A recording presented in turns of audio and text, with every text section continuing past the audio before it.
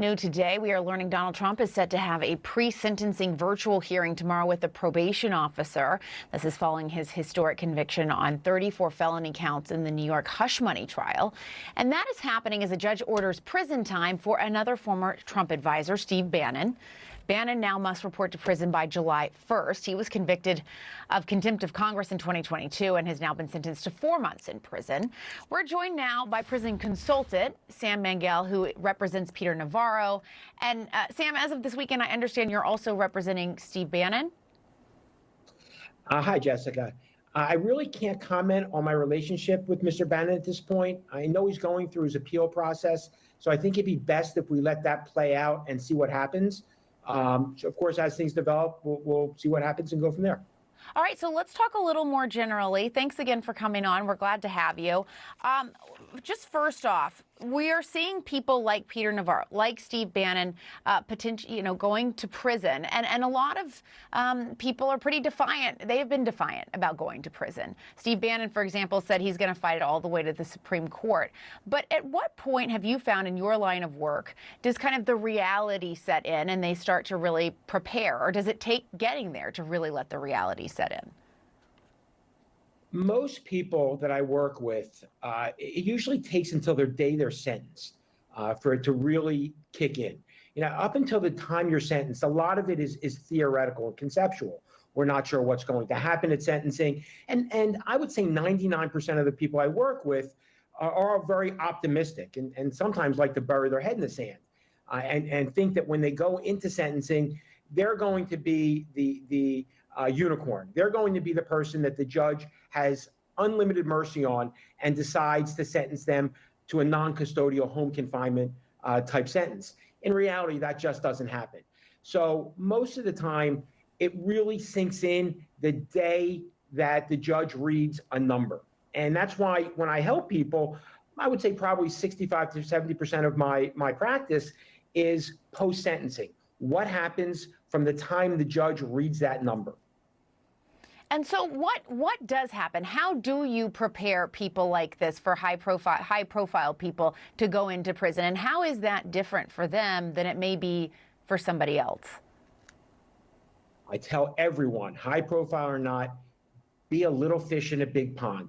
And when you're high profile, naturally you're going into a situation, regardless of the length of your sentence, that will make you stand out. People are going to want to hear your stories. Staff are going to be interested in you. Staff are going to more closely monitor your phone and emails, which they're permitted to do. Staff will really not only tend to look out for you more, but be more curious to know who you're talking to and what you're discussing. Inmates, on the other hand, tend to put high-profile clients, whether you're a crypto person or a politician, more on a pedestal. They're curious to hear and learn from them. Don't forget, Jessica, a lot of people, even in minimum security camps where my clients are going to, might have been in the system for 5, 10, 20 years and finally make it down to a camp. They're not all white-collar offenders. So they're thirsty for knowledge. They want to hear what it's like to live in the White House or be involved in politics or have a private plane. Basically, they try to live vicariously through that individual. So they're safe. Ultimately, people that go into minimum security camps are safe. Their biggest problem is boredom and really staying out of the fray. And what is typically their biggest concern for somebody like a Steve Bannon or Peter Navarro? What are they worried about?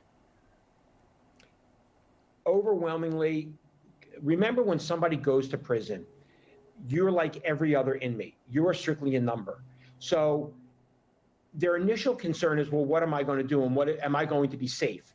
And once they realize they're going to be safe, that it's not an environment where there's cells and camps, they're large dormitories, or in the example of a military base where the camp might be, their individual rooms.